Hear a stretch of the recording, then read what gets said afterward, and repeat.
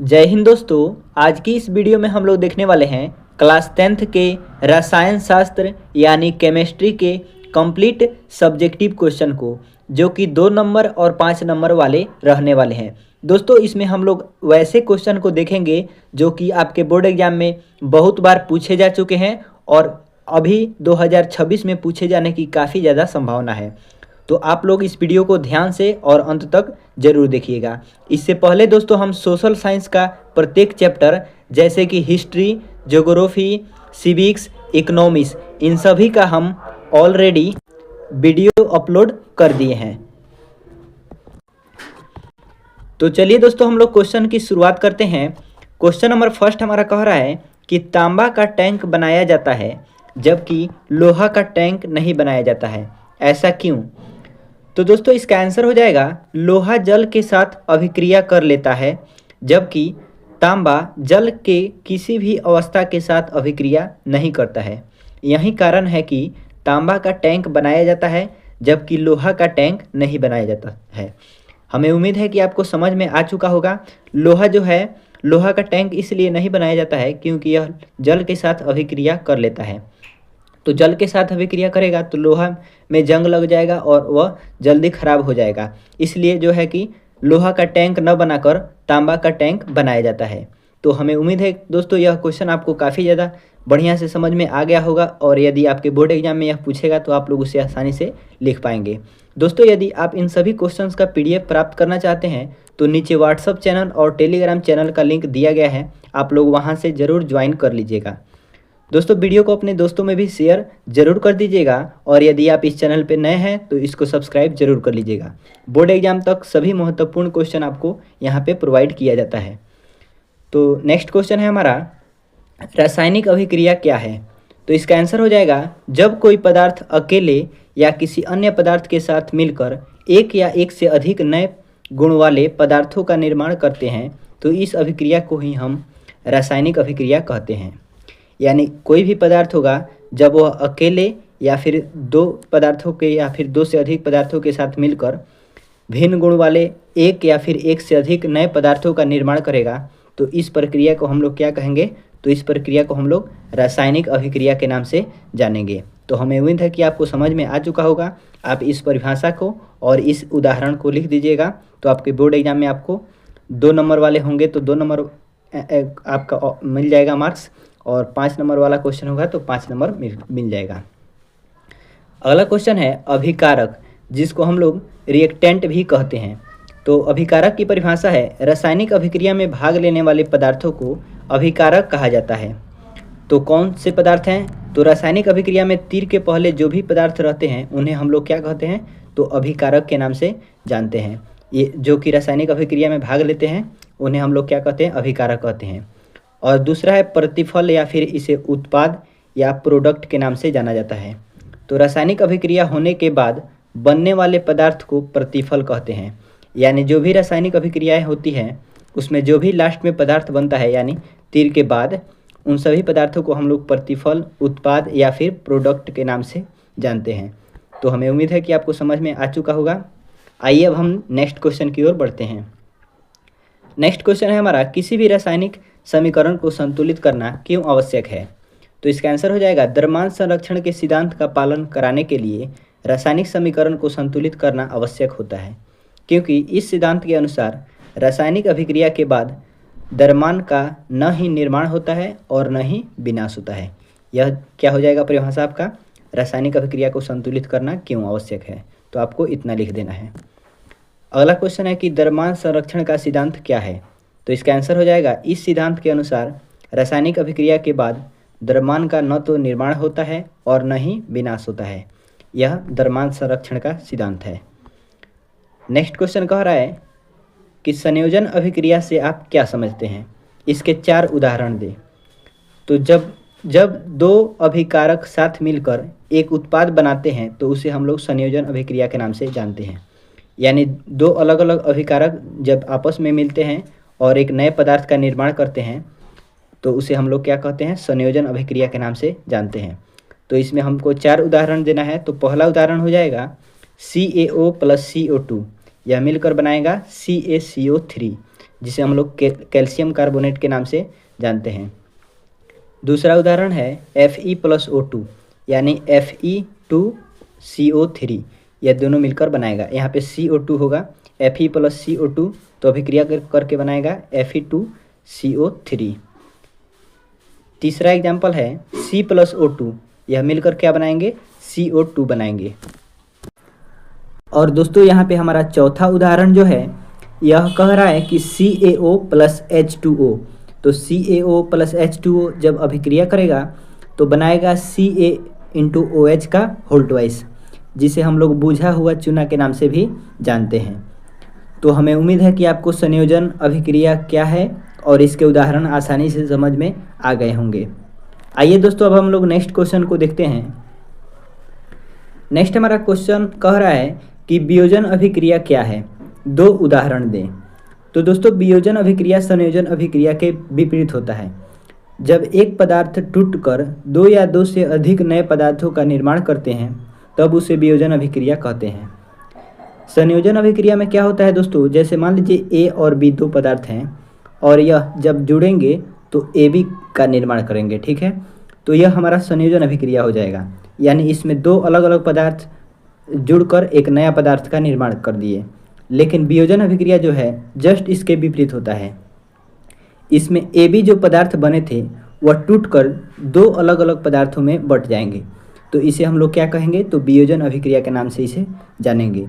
तो हमें उम्मीद है कि उदाहरण से आपको काफ़ी आसानी से वियोजन और संयोजन अभिक्रिया समझ में आ गया होगा।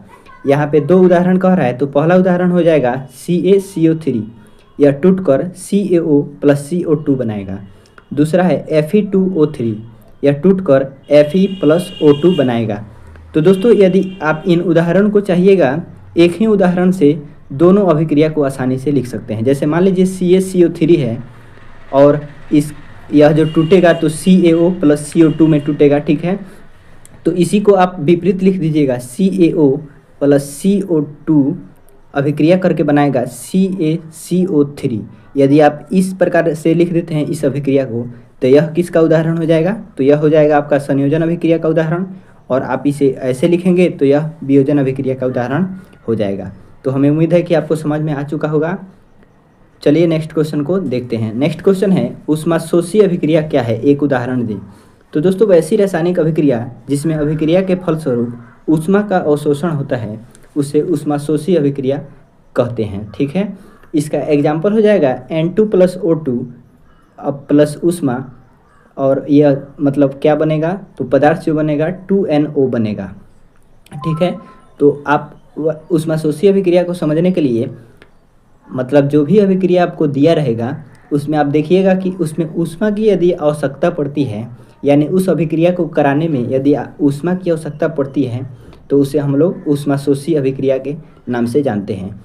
जस्ट इसके विपरीत ऊष्माक्षेपी अभिक्रिया होता है। ऊष्माक्षेपी अभिक्रिया में क्या होता है दोस्तों, तो अभिक्रिया होने के बाद ऊष्मा का निर्माण होता है। तो ऊष्मा का निर्माण जब होगा वह ऊष्माक्षेपी हो जाएगा, और अभिक्रिया कराने के लिए ऊष्मा की यदि आवश्यकता पड़ती है तो वह ऊष्माशोषी अभिक्रिया हो जाएगा। तो इसका परिभाषा देख लेते हैं। वैसी रासायनिक अभिक्रिया जिसमें उत्पाद के साथ साथ ऊष्मा का अवक्षेपण यानी कि वह बाहर निकलता है तो उसे ऊष्माक्षेपी अभिक्रिया के नाम से जानते हैं। इसका उदाहरण हो जाएगा श्वसन की क्रिया। उसके बाद है C+O2 अभिक्रिया करके बनाएगा CO2 प्लस ऊष्मा, ठीक है।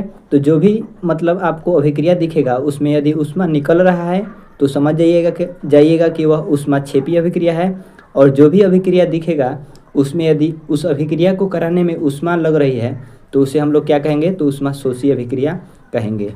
नेक्स्ट क्वेश्चन है विस्थापन अभिक्रिया क्या है, विस्थापन अभिक्रिया का अर्थ क्या है, एक उदाहरण की सहायता से समझाइए।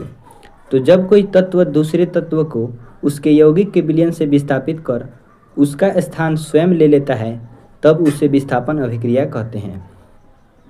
यानी विस्थापन अभिक्रिया में क्या होता है दोस्तों, जैसे मान लीजिए एग्जाम्पल है A+BC, ठीक है। एग्जाम्पल में दिया गया है A+BC, तो A+BC जो दिया गया है और यह क्या निर्माण किया है B+AC, ठीक है। तो यहाँ पे A अकेले है और यहाँ पे B और C एक साथ हैं, लेकिन अभिक्रिया के फलस्वरूप आप देख रहे हैं कि B अकेले हो गया और A और C एक साथ हो गए। यानी बी जो है यहाँ पे अकेला हो गया और ए और सी जो हैं एक साथ हो गए। ठीक है, तो ए जो है बी और सी के विलयन से बी को अलग विस्थापित कर दिया है और खुद सी के साथ अपना स्थान ग्रहण कर लिया है। तो इस प्रकार की जो अभिक्रिया दिखेगी उसे हम लोग क्या कहेंगे, विस्थापन अभिक्रिया कहेंगे। इसके कुछ उदाहरण हैं, जैसे Fe प्लस CuSO4। तो Fe क्या किया है, यह ज़्यादा अभिक्रियाशील है, तो यह Cu यानी कॉपर को इसके विलयन से, कॉपर सल्फेट के विलयन से कॉपर को विस्थापित कर दिया है, यानी हटा दिया है कॉपर को अलग, और खुद FeSO4 यानी फेरस सल्फेट का निर्माण कर दिया है। SO4 के साथ मिलकर फेरस सल्फेट का निर्माण कर दिया गया है। उसी प्रकार ये सभी उदाहरण हैं, आप सभी देख सकते हैं और इसको याद कर लीजिएगा। विस्थापन अभिक्रिया का एग्जाम्पल यदि आपसे पूछा जाएगा तो इसको बता दीजिएगा। ठीक है, आइए हम इसके कुछ और पॉइंट देख लेते हैं। अधिक क्रियाशील धातु अम्लों के साथ अभिक्रिया कर अम्ल से हाइड्रोजन को हटा देते हैं। यानी जो भी अधिक क्रियाशील धातु रहेंगे वह अम्ल के साथ अभिक्रिया करके और क्या करेंगे, हाइड्रोजन को हटा देते हैं। जैसे Zn हो गया जिंक, और यह H2SO4 यानी सल्फ्यूरिक अम्ल के साथ अभिक्रिया किया और क्या किया कि ZnSO4 यानी जिंक सल्फेट बनाया और हाइड्रोजन को इसके विलयन से क्या किया कि विस्थापित कर दिया। तो आपको समझ में आ चुका होगा। अगला है द्विविस्थापन अभिक्रिया व उभय विस्थापन अभिक्रिया।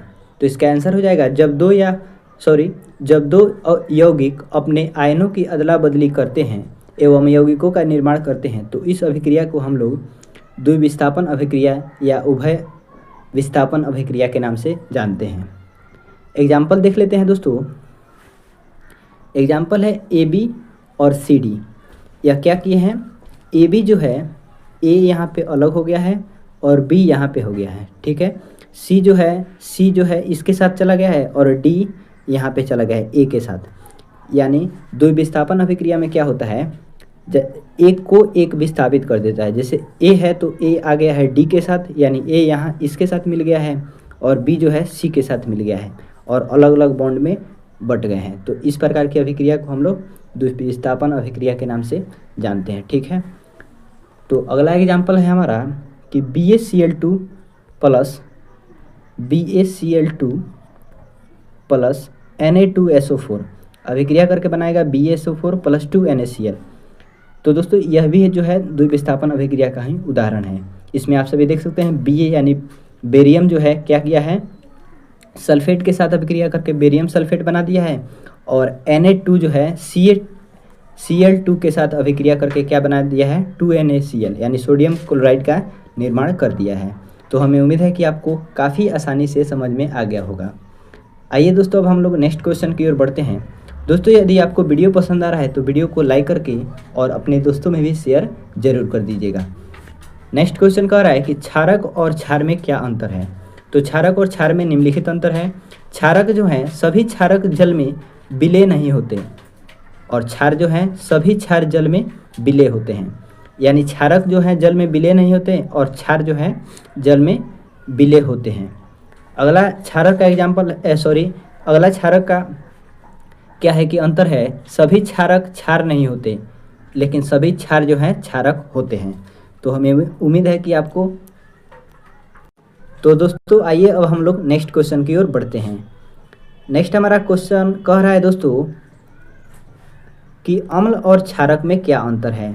तो इधर अम्ल लिख लीजिएगा और इधर क्षारक लिख लीजिएगा यदि आपसे परिभाषा या फिर अंतर पूछेगा। तो अम्ल जो है स्वाद में खट्टा होता है और क्षार जो है स्वाद में कड़वा होता है। यह नीले लिटमस पत्र को लाल कर देता है और यह जो है लाल लिटमस पत्र को नीला कर देता है। यह मेथिल ऑरेंज को लाल कर देता है और यह जो है मेथिल ऑरेंज को क्या कर देता है, तो पीला कर देता है।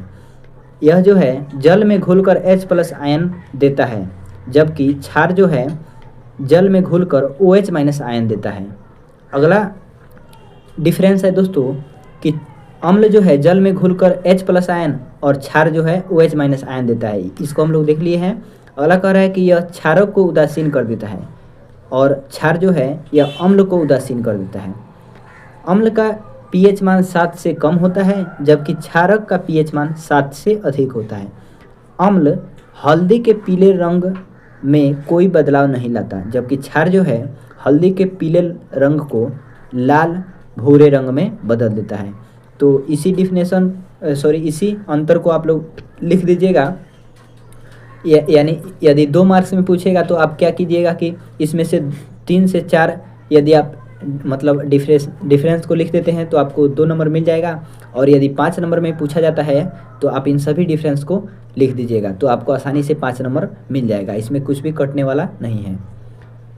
आइए अगला क्वेश्चन देखते हैं कि तांबा या पीतल के बर्तन में दही जैसे खट्टे पदार्थ को नहीं रखना चाहिए, आखिर क्यों? तो दोस्तों इसका आंसर हो जाएगा, दही या खट्टे पदार्थ में अम्ल पाए जाते हैं जो बर्तन से अभिक्रिया करके लवण और हाइड्रोजन गैस का निर्माण कर लेते हैं, जो कि विषैले होते हैं, जिससे यह सब खाने के लायक नहीं रह जाता। इसलिए तांबा या पीतल के बर्तन में दही एवं खट्टे पदार्थ को नहीं रखना चाहिए। ठीक है, तो आपको समझ में आ चुका होगा। आइए अब हम लोग अगले क्वेश्चन की ओर बढ़ते हैं। अगला क्वेश्चन कह रहा है दोस्तों कि सोडियम हाइड्रोक्साइड, जिसे हम लोग कास्टिक सोडा कहते हैं, इसका निर्माण किस प्रकार से होता है? तो दोस्तों सोडियम क्लोराइड के जलीय विलयन में विद्युत धारा प्रवाहित कराई जाती है, तो सोडियम हाइड्रोक्साइड क्लोरीन हाइड्रोजन का निर्माण होता है। इस अभिक्रिया को क्लोर क्षार अभिक्रिया के नाम से जानते हैं। यह हो गया सोडियम क्लोराइड और यह हो गया जल।